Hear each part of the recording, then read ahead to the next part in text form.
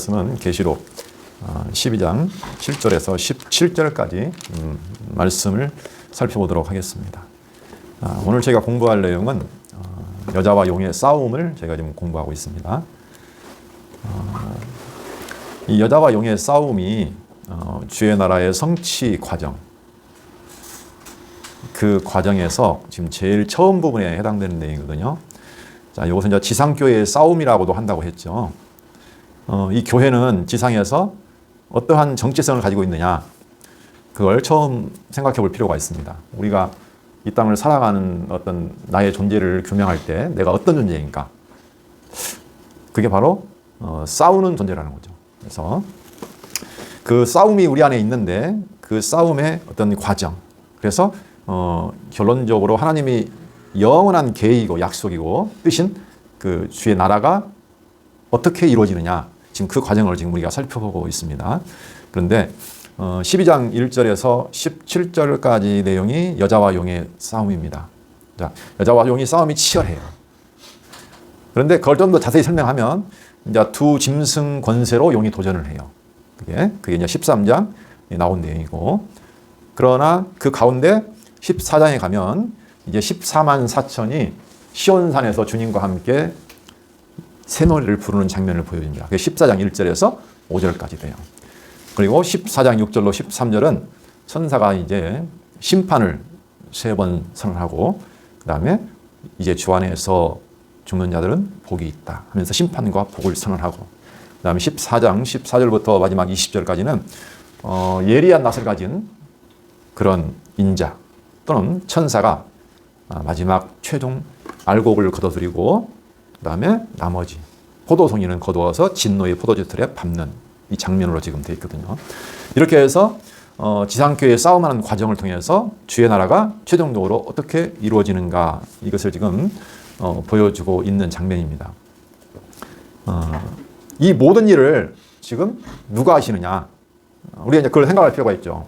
우리가 이 땅에 살아가는 날 동안에 치열한 싸움이 있죠. 그래서 최종적으로는 어떻게 되냐면 주님의 나라가 이루어질 겁니다. 이루어지고 있고요. 그렇죠?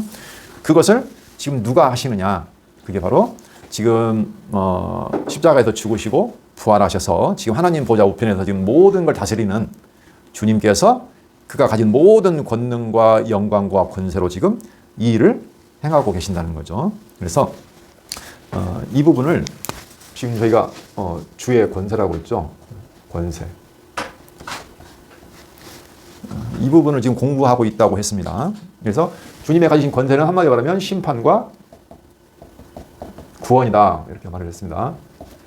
진노하시고 심판하시고, 택자는 구원하시고 보호하시고, 이걸 지금 하나님 보좌 우편하게 주님께서 지금 그 권능으로 지금 역사를 진행하고 계시는 거예요. 그래서 그걸 보여주시는데 지금 3가지로 보여주신다고 그랬습니다. 여기가 지금 7 나팔 심판을 통해서 보여주시죠. 물론 그 앞에는 이제 7 인, 그 다음에 나중에 이제 7 대접 심판을 통해서 보여주세요. 이렇게 해서 사실은 거의 전반적인 내용은 다 심판에 대한 내용입니다. 그런데 그 사이에 보면 중간중간에 뭐가 등장하냐면 하나님이 택한 백성은 반드시 보호하신다, 승리케 하신다는 것을 또 중간중간에 계속 보여주세요. 이게 같이 가는 거죠. 큰 흐름은 심판으로 가지만 그 안에서 보호하시고 구원하시는 장면을 보여줍니다. 이게 지금 어디에 들어가냐면 지금 주님께서 천상에서 반드시 속히 되어질 이 일들을 보여주시죠. 이게 요한계시록의 내용이에요. 반드시 속히 되어질 일들을 보여주시는데 그 일을 주의 영광과 권세와 나라를 통해서 보여주신다고 했습니다. 저희가 지금 권세만 봤지만 사실은 뒤에 보면 뭐가 있냐면 주의 나라, 영원한 나라가 보여주고, 이 앞에는 주님의 영광이 보이죠. 자, 하나님 보좌 우편에 계시는 주의 영광, 그 다음에 두루마리 책을 어떻게 해요? 취하셔서 인을 떼시는 주의 영광스러운 모습, 그죠? 그러니까 그 두루마리를 뗀다는 것은, 인봉된 책을 켠다는 것은 하나님의 영원한 계획과 뜻이 지금 담겨 있는 거잖아요, 그죠? 그것을 펼친다는 내용이에요. 펼쳐서 열어 보이는 거예요. 그게 바로 이거예요. 그러니까 제가 말하면 이런, 그죠? 이렇게 해서 그 영원한 뜻이 뭐겠어요? 우리가 이미 알고 있는 것처럼 그 영원한 뜻은 하나님의 뜻. 이게 뭐냐면 그리스도 안에서 하나님 나라죠. 그 영원한 뜻이 있어요. 그 뜻이 지금 이 땅에서 지금 펼쳐지는 거예요. 그걸 펼치는 권세를 누가? 주님께서 가지고 계신다는 거죠. 그래서 우리가 다니엘서에서 배웠듯이 인자 같은 이가 예적부터 항상 계신 이에게 올라가서 그분에게 모든 영광과 권세와 나라를 받았다 하는 내용이 나옵니다. 그러니까 계시록은 다니엘서와 밀접한 연관을 가지고 있다. 물론 뭐 에스겔서 또는 뭐 스가랴, 이사야서 모든 구약 성경이 다 연관은 돼 있습니다. 하지만 다니엘서에서 가장 많은 우리가 그 같은 장면들을 볼 수가 있는 거죠. 그래서 그 영원한 주의 나라의 백성으로서 택함받은 지금 우리 교회 안에 지금 현재 그 환란 가운데 있잖아요. 그러니까 지금 왜 이걸 보여주시느냐? 이게 지금 이 앞에 지금 뭐냐면 7교회가 나오잖아요. 7교회에 대한 교훈이 나와요. 여기서. 그렇죠? 이게 지금 이 편지를 받고 있는 사람들은 그 당시에 환란 받고 있는 7교회. 여기서는 이제 뭐 그의 종들이라고 표현을 쓰더라고요. 종들. 예수님께서 그의 종들에게 지금 보여주신다. 뭘? 반드시 내가 되어질 일을 미리 보여준다는 거죠. 그래서 주님이 어떻게 그들을 심판하시고 어떻게 너희를 보호해서 영원한 나라를 완성시키시는가 하는 것을 지금 여기는 이제 환상이라든가 여러 가지 이상을 통해서 하늘에서 일어날 일도 보여주시고 땅에서 일어날 일도 보여주심을 통해서 미리 보여주시는 거죠. 그렇게 해서 당시에 환란 받고 있는 그 아시아에 있는 7교회, 그렇죠? 그의 종들에게 어떻게 하라고? 너희들 낙심하지 말고 너희가 지금 고난받고 환란받고 있는 것이 결코 이상한 일이 아니야. 다 하나님의 뜻 안에 있는 거야. 그러나 그게 잠시 동안 있는 것이고 너희는 반드시 승리한다 라는 것을 보여주셔서 승리할 수 있도록 하는 거죠. 싸움에서. 그렇죠? 싸움에서 승리하는 것은 분명한 소망이 있을 때 승리해요. 참고 견딘다는 거죠. 승리한다는 것이 누구를 때려 죽인다는 것이 아니고 그 어려운 환경 안에서 내가 견딘다는 거예요. 그렇죠? 견디고 믿음을 간직하고 끝까지 참아내는 거죠. 그게 바로 곧 승리라고 여기서는 말하고 있습니다. 자, 그래서 7 나팔 심판 그 모습을 보여주시는 장면이 지금 쭉 진행되고 있는 오늘 지금 7 나팔 심판 안에 있는 거예요. 그러니까 7 나팔 심판이 되어지는데 첫째부터 6째까지 차근차근 땅, 바다, 강, 물, 뭐 해달별, 그다음에 황충, 그다음에 마병대까지 그렇죠? 쭉 지금 이렇게 하나님께서 심판하시는 모습, 재앙이 내리는 모습을 보여주시는데 여기는 아직 끝은 아니에요. 그래서 여기는 나팔 심판은 3분의 1만 심판하시는 내용 나와 있어요. 그렇죠? 7위는 4분의 1. 그렇죠? 그다음에 마지막 7대접은 전체예요.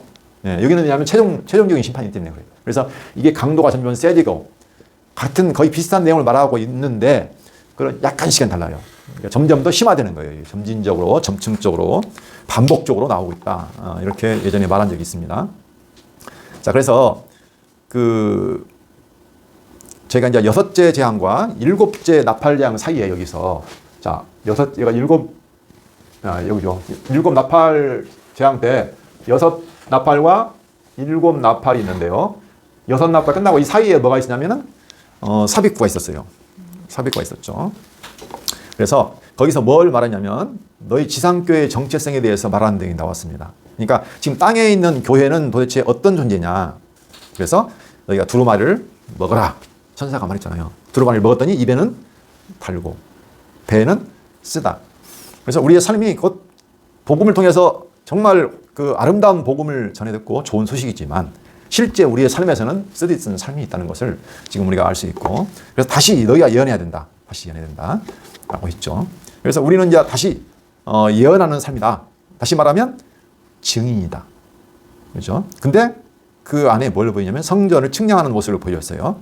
그렇죠? 근데 성전을 측량하는데 안에 있는 것들은 다 측량을 하는데 바깥들은 측량하지 말고 내버려두라고 했어요. 그래서 42달 동안 짓밟힌다고 했어요. 그렇죠? 이게 지금 뭐예요? 우리 교회, 지상교회의 정체성이라는 얘기예요.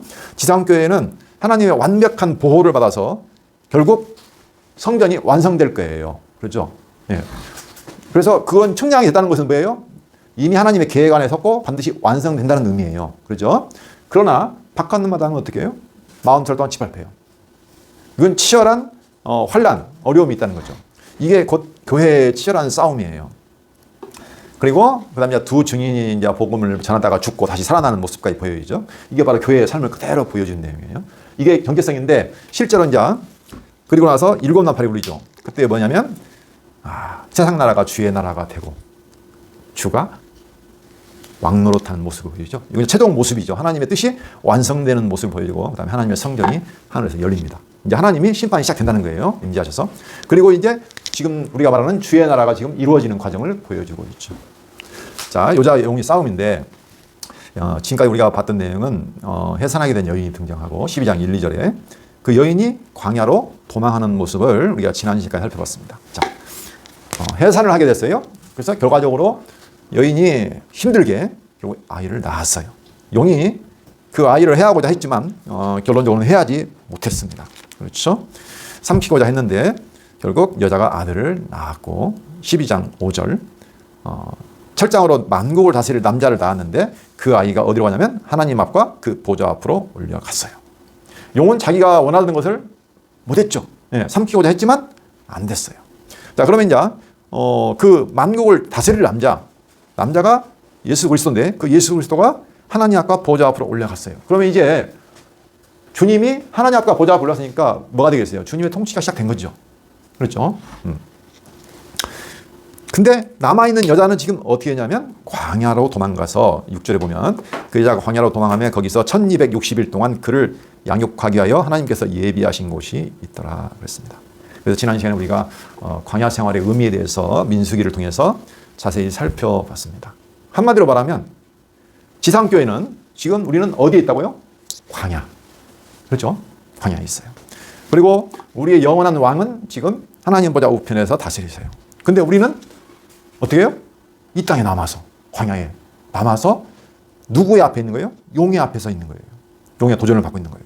근데 이 광야에서 1260일 동안 하나님께서 예비하신 곳에 우리가 있다는 거죠.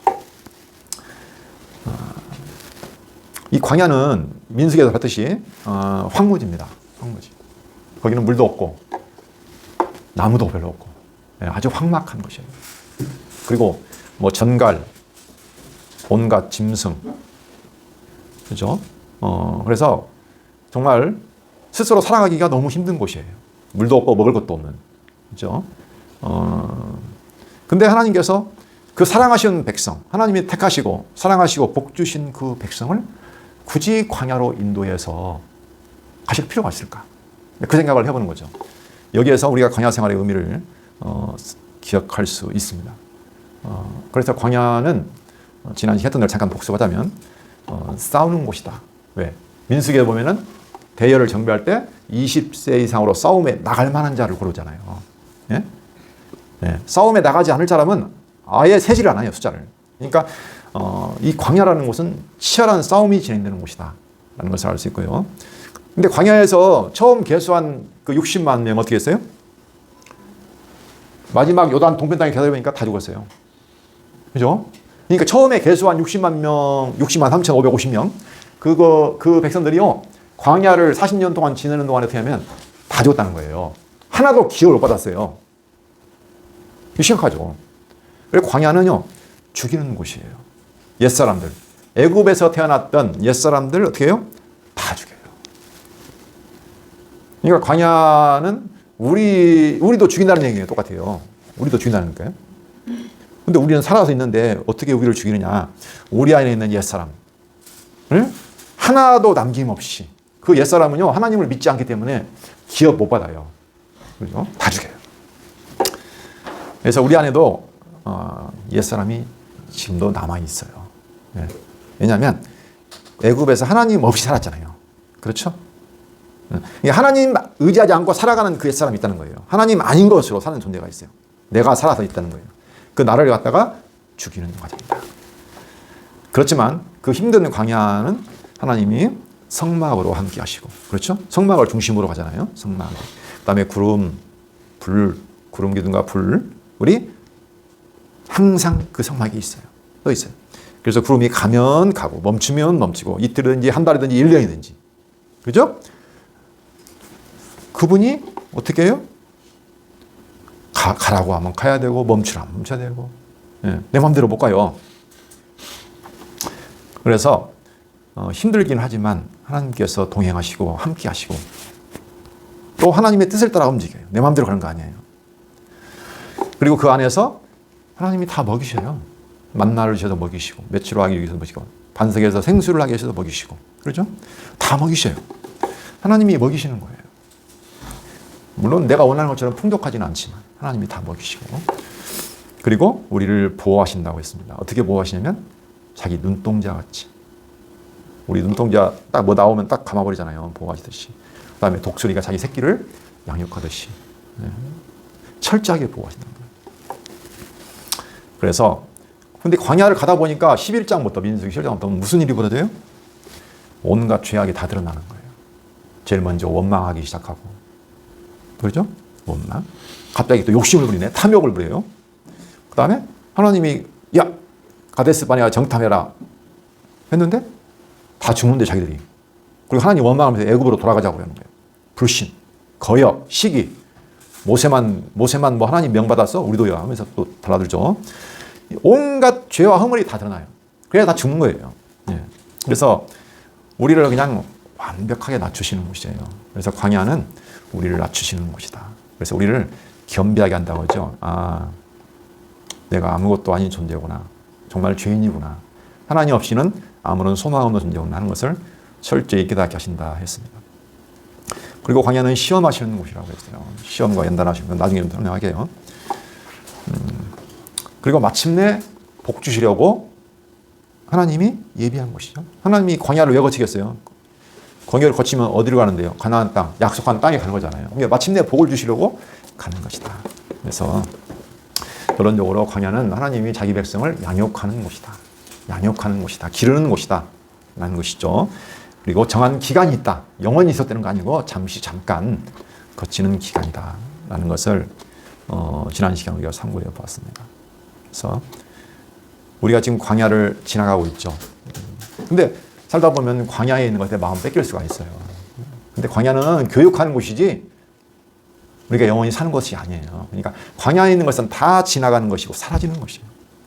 거기에는 영원한 가치도 없고 낙도 없고 소망이 있을 수 없다는 거죠. 예.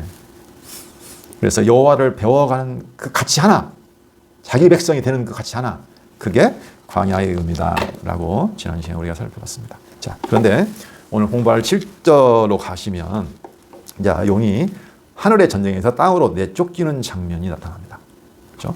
자, 거기 한번 보시면 하늘의 전쟁이 있으니 미가엘과 그의 사자들이 용과 더불어 싸울새 용과 그의 사자들도 싸우나 이기지 못하여 다시 하늘에서 그들이 있을 곳을 얻지 못하니라.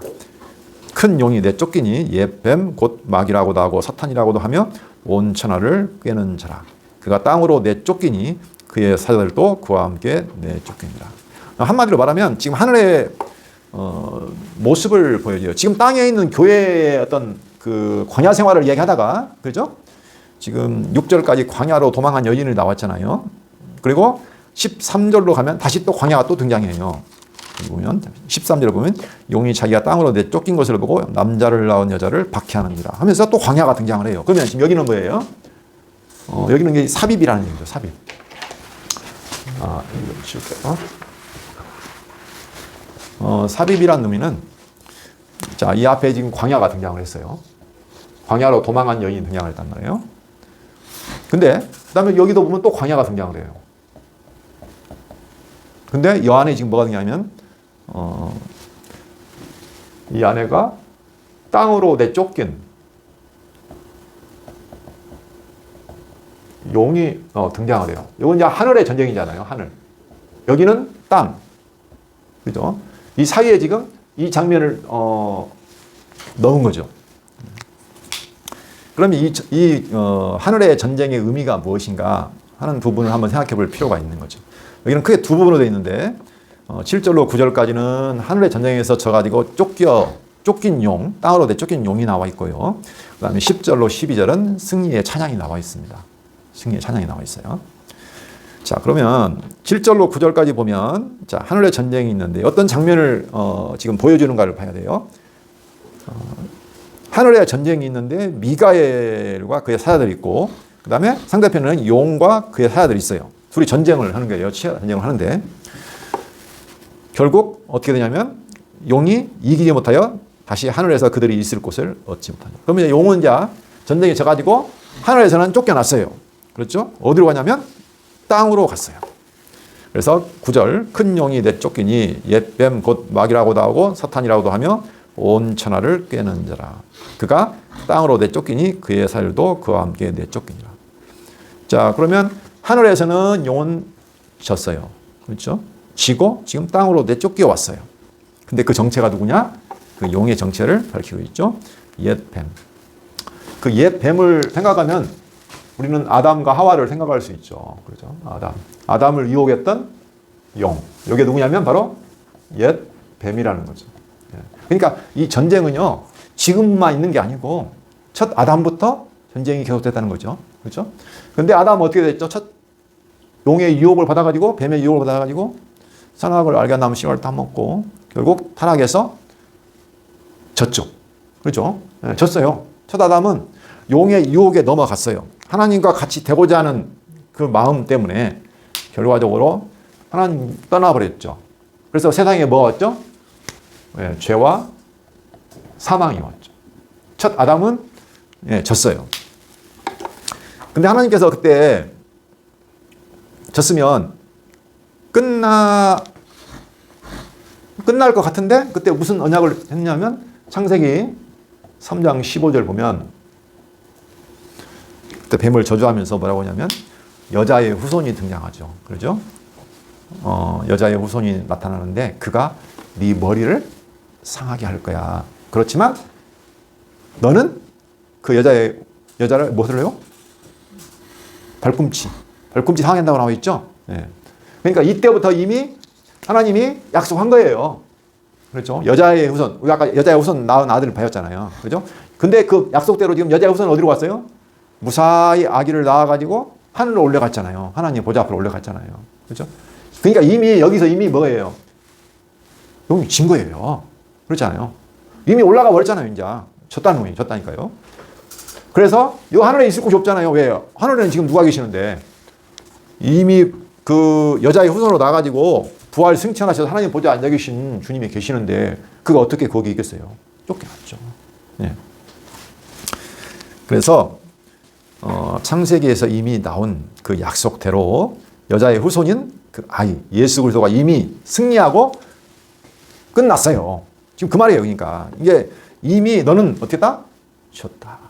지상교회가 지금 근데 문제는 이 내쫓긴 영이 어디로 갔어요? 이게 땅으로 갔다는 거예요. 그러니까 이미 전쟁은 끝났어요. 승리했어요. 그러나 뭐가 있다? 땅에서는 그 싸움이 지금도 남아있다. 그러니까 이 싸움이 이미 이길 거예요. 우리가 이미 이겼어요. 그죠? 확정됐는데 지상에서 그게 어떻게 해요? 하늘에서 이루어진 것 같이 땅에서도 이루어진다. 그렇죠? 네. 이제 그 지상에서 이 땅에서 그 싸움이 어떻게 돼요? 진행될 거예요. 근데 그 진행되는 싸움에서 너희가 반드시 이기는 장면을 보여주시는 거예요. 그러면 이걸 알고 있는 싸움에서 지상에 있는 교회는 당연히 힘을 얻죠. 이 장면을 미리 보여주기 때문에. 자, 10절로 볼까요? 자, 거기 보면 그 승리에 찬양하는 모습이 등장합니다. 10절로 12절. 또 내가 또 들으니 하늘에 큰 음성이 있을 때 이제 우리 하나님의 구원과 능력과 나라와 또 그의 그리스도의 권세가 나타났으니. 자, 지금 그가 그 쫓기는 것은 무엇 때문이냐? 다시 말하면 하나님으로부터 뭐가 나타났다는 거예요. 하나님이 약속하신 그 누구요? 그리스도. 그 아들, 여자가 낳은 아들. 그렇죠? 그 하나님이 약속하신 그 구원을 이룰 그 아들. 우리 하나님의 구원과 능력과 나라와 또 그의 그리스도의 권세가 나타났으니 우리 형제들을 참소하던 자, 곧 우리 하나님 앞에서 밤낮 참소하던 자가 쫓겨났고. 이 참소란 말은 고소하다는 거예요. 이건 법정 용어입니다. 이건 참소란 말은 고소하다. 법정에 가면 누가 고소를 합니까? 이걸 죄를 검사가 있잖아요. 검사. 아주 검사는 죄를 찾아서 날카롭게 지적해요. 검사 앞에 죄가 발견되면 여지 없어요. 누구나. 근데 우리 죄가 어떻게 됐어요? 아주 죄를 지어가지고 죄 있잖아요. 우리요. 아담 어떻게 됐어요? 쫓겨났잖아요. 죄. 그렇죠. 그래서 어떻게 해요? 할 수 없이 죄와 사망에 매여 사는 거예요. 이게 지금. 그죠? 네. 이게 지금 우리의 원래 모습이에요. 근데 검사를 어떻게 우리가 검사 앞에서 정말 그 불꽃 같은 눈으로 우리 죄를 발견해내는, 찾아내는 검사 앞에서 우리가 설 수 있냐고요. 그래서 누가 필요하죠? 어린 양이 필요하죠. 그래서 하나님이 어린 양을 이미 준비하셨고, 그 어린 양이 무사히 태어나서 하늘로 올라갔잖아요. 그래서 이제 하나님 보좌 우편에서 누가 변호를 해요? 어린 양이 보호를 해요, 변호를. 무엇으로 변호를 할까요? 그게 피로. 그죠? 그게 바로 11절에 나와 있어요. 11절. 또 우리 형제들이 어린 양의 피와 자기들의 증언하는 말씀으로서 그를 이겼으니. 그 옛 뱀, 다시 말하면 용의 참소, 그 무서운 검사의 참소, 고소를 어떻게 이기냐고요, 우리가. 죄가 있는데. 우리는 근데 그 어린 양의 피로서 이기는 거예요. 유일해요, 오직. 어린 양의 피, 그 하나님의 온전한 그 거룩한 피를 흘렸기 때문에 덮어버렸어요. 그게 바로 민수기에 나오는 성막. 그죠? 하나님이 준비한 성막, 성전이에요. 성막. 예수님이 누구예요? 성전. 성전 오셨잖아요. 그러니까 그분의 피가 없으면 우리는 죄가 그대로 드러나요. 그러나 그 피를 덮으면 어떻게 돼요? 이겨요. 사단은 이겨요. 사단은 어떻게 할 수가 없어, 이걸. 쫓겨나는 거예요, 그래서. 그들은 죽기까지 자기들의 생명을 아끼지 아니하였도다. 죽기까지. 그들의 살면서 힘들죠. 그러나 자기들의 생명을 목숨이 끊어진다 할지라도 누구를? 예수 그리스도를 부인하지 않는 거죠. 네. 그래서 여기 7교회에 보낸 편지에 보면 뭐 죽기까지 충성하라 그런 표현 많이 등장하잖아요. 예. 사실 우리 싸움은요, 정말 이겼다고, 하늘에서 이겼다고 지금 편안히 땅에서 노는 거 아니에요. 죽도록 해야 돼요. 죽기까지 자기 생명을 버릴 정도까지 아끼지 않냐고 그리스도를 붙잡는 싸움이라고 해요. 치열한 싸움이에요. 네. 자, 12절. 그러므로 하늘과 그 가운데에 거하는 자들은 즐거워하라. 그러나 땅과 바다는 화 있을진저 이는 마귀가 자기의 때가 얼마 남지 않은 줄을 알므로 크게 분내어 너희에게 내려갔습니다. 이제 하늘에 거하는 하늘 백성들, 그들은 즐거워하라. 네. 그들은 이겼으니까. 그러나 땅과 바다, 진자들, 땅과 바다는 어떻게 돼요? 마귀가 지금 내가 이제 때가 얼마 안 남았구나, 최종 심판이 남아있구나, 지금 잠깐 땅으로 쫓겼지만 이제 영원한 심판이 있을 거예요. 계시록 끝에 보면 나와요. 마귀까지 완전히 무적행에 갇히는 게 나와요. 때가 얼마 안 남았어요. 그래서 나가서 이제 자기가 먹을 수 있는 존재들, 먹이들, 그러죠?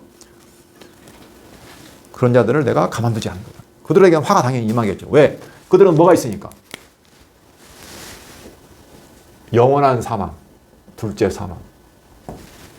네, 둘째 사망.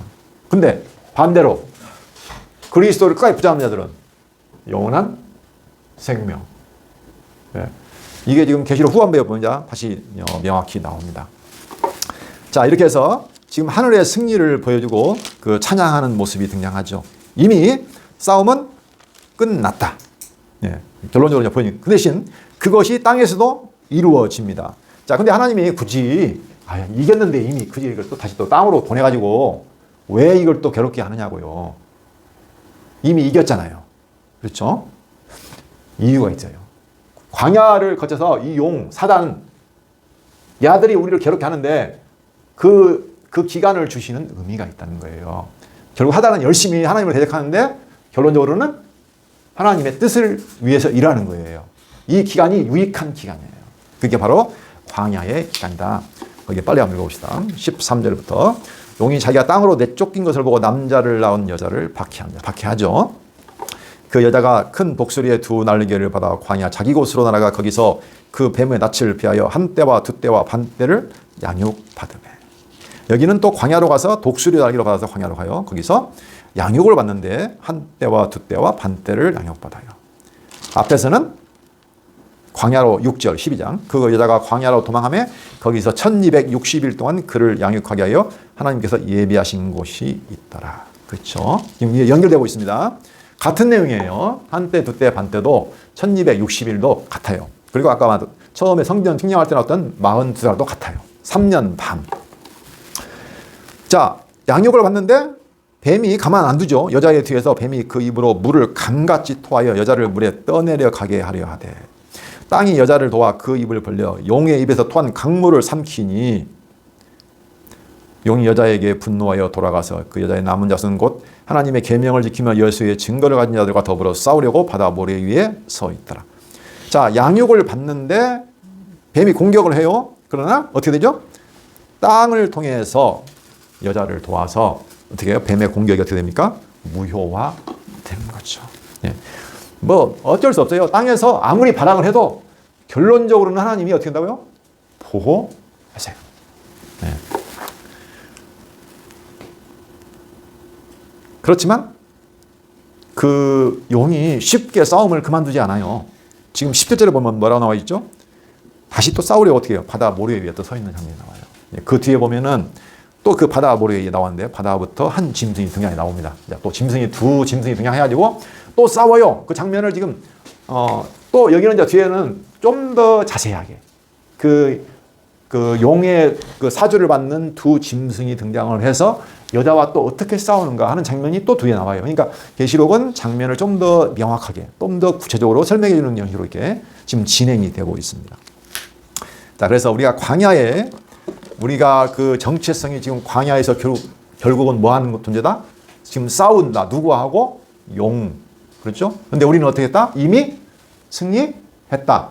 그리고 광야는 하나님이 분명히 인도하시고 우리를 보호하셔서 결코 쓰러지지 않게 하신다는 거 우리가 배웠죠. 자, 오늘 이 광야를 거친다는 의미를 좀 더 살펴보기 위해서 스가랴서 13장 9절을 한번 보겠습니다. 여기 보면 하셨으면 8절부터 한번 볼까요? 13장 8절부터 여호와가 말하노라 이 온 땅에서 3분의 2는 멸망하고 3분의 1은 거기 남으리니 내가 그 3분의 1을 불 가운데 던져 은같이 연단하며 금같이 시험할 것이라. 그들이 내 이름을 부르리니 내가 들을 것이며 나는 말하기를 이는 내 백성이라 할 것이요 그들은 말하기를 여호와는 내 하나님이시라 하리라. 자, 스가랴서는요 언제 기록이 됐냐면 이스라엘 백성이 바벨론에 70년간 포로됐죠. 그래서 포로에서 돌아왔어요. 와가지고 지금 성전 재건을 하려고 하는데 하다가 중단됐죠. 왜? 지금 성전 재건이라는 것은 하나님 나라와 같은 거예요. 그렇죠? 근데 성전 재건을 사마리아인들이 그 땅에 지금 아수르를 통해서 혼혈됐던 그 아수르가 와서 이제 백성을 심었잖아요. 그러니까 완전히 이제 합쳐져 버린, 혼혈돼 버린 그 남아있는 사람들이 우리도 같이 하다고 하는데 너희들은 안 돼. 혼혈됐으니까. 했더니 그들이 아주 반대를 해가지고 방해 공작을 하는 거예요. 해가지고 이 성전 건축 공사가 진행됐다가 약 16년간 중단돼요. 이제. 왜? 아니, 뭐, 그 바벨론에서 파사에서도 중단 명령이 떨어지고, 이 사람들도 살기도 힘들고, 자기 집도 지어야 되겠고, 그래가지고 16년간 기초만 놓고는 중단되어 버렸어요. 그때 학교와 스가랴 선지자 등장해서 성전 공사 다시 해야 돼. 짓게 돼 있어. 하나님이 다 심판하고 완성하게 할 거야 하면서 스가랴 선지자를 통해서 예언하게 된 내용이 있는데 그때에 그 스가랴를 통해서 성전 건축을 권면했어요. 환상과 이상을 통해서. 그리고 장차 메시아 왕국이 일어날 거야, 이루어질 거야 라고 예언한 내용인데요. 거기 보시면 하나님이 3분의 2는 멸망시켜버리고 3분의 1은 남는다고 했잖아요. 하나님이 남긴다니까요. 남긴 자가 있어요. 그렇죠? 근데 3분의 1을 어디 던져요? 불 가운데 던져요. 그래서 은같이 연단을 해요. 그리고 금같이 시험을 해요. 그러니까 은과 금. 자, 은, 금. 이것도 하나의 돌이에요. 그렇죠? 돌이죠. 뭐 처음부터 은금이 뭐 따로 있나요? 이것을 잘 단련하고 연단해서 시험하고 연단해서 은과 금같이 만들어낸다니까요. 불 얼마나 힘들겠어요. 불 가운데 두드려 패니까. 그렇죠? 불로 달구고 또 때리고 해가지고 아주 정금같이 아주 반짝이는 은과 금같이 만들어 낸다는 거예요. 이게 바로 연단과 시험이에요. 그렇죠? 그들이 내 이름을 부르리니 내가 들을 것이며 나는 말하기를 이는 내 백성이라 할 것이요 그들은 말하기를 여호와는 내 하나님이시라 하리라. 그러니까 이 연단과 시험은 한마디로 말하면 내 백성 만드는 거예요. 그래서 그들이 내 이름 여호와의 이름을 부르도록, 그래서 내가 너희는 내 백성이다 라고 말할 정도로. 그러니까 한마디로 말하면 광야는 연단과 시험하는 기간이고, 그렇게 해서 여호와는 내 하나님이십니다 라고 고백하게 만드는 기간이라는 거죠. 근데 그 기간 동안에, 성전을 완성하는 기간 동안에도 분명히 하나님의 뜻이에요. 그게 성전 건축은 이미 하나님이 계획하신 뜻인데 반드시 그 안에 누가 있냐면 대적하는 세력들이 있어요. 방해하는 사람들이 있다는 거예요. 사마리아에 등장하잖아요. 그래서 16년간 꼼짝 못하고 지금 못 지었잖아요. 그런데 결국은 지어져요. 그렇죠? 방해 공작에서 다시 돌아와서 이제 성전 건축을 시작해서 4년 만에 지어요. 그래가지고 성전이 516년 다리오 왕 때 성전이 완공돼요. 성전이 무너지니까 586년. 그죠? 예루살렘 멸망할 때. 근데 성전이 다시 지어질 때가 516년. 얼마 걸렸어요? 70년 안에. 예루살렘이 멸망하고 다시 회복되는 기간이 70년이고 성전이 무너지고 다시 회복되는 기간이 70년이에요. 그게 바로 이미 예레미야 선지자를 통해서 예언된 대로 됐다는 거죠. 네. 근데 그 스가랴서란 그 선지자 이름 뜻이 한번 봤더니요, 신기해요. 무슨 뜻일까요? 스가랴. 여호와께서 기억하신다. 아주 절묘해요. 하나님은 그 백성을 절대 잊지 않으셨어요. 여호와께서 기억하셔서 성전을 다시 회복시키고 예루살렘 다시 회복시키는 거예요. 그렇죠? 근데 나는 기억하신다는 표현이 어디서 나왔을까? 이스라엘 백성이 바벨론에 포로 왔을 때는 하나님이 다 잊어버린 줄 알았어. 성전도 무너지고 이제는 다시는 안 될 줄 알았어. 그 강대한 세력에서 돌아올 줄은 꿈에도 몰랐어요. 그리고 성전이 지어진다는 거 상상도 못했어요. 근데 여호와는 결코 잊지 않으세요. 자, 레위기 이미 그 성전을 다시 지은다는 거, 너희가 망하지만 다시 지은다는 것이 레위기 26장에 보면은 아주 적나라하게 나와 있어요. 물론 그 전에 선지자 예레미야를 통해서 70년 만에 돌아온다는 표현이 있어요.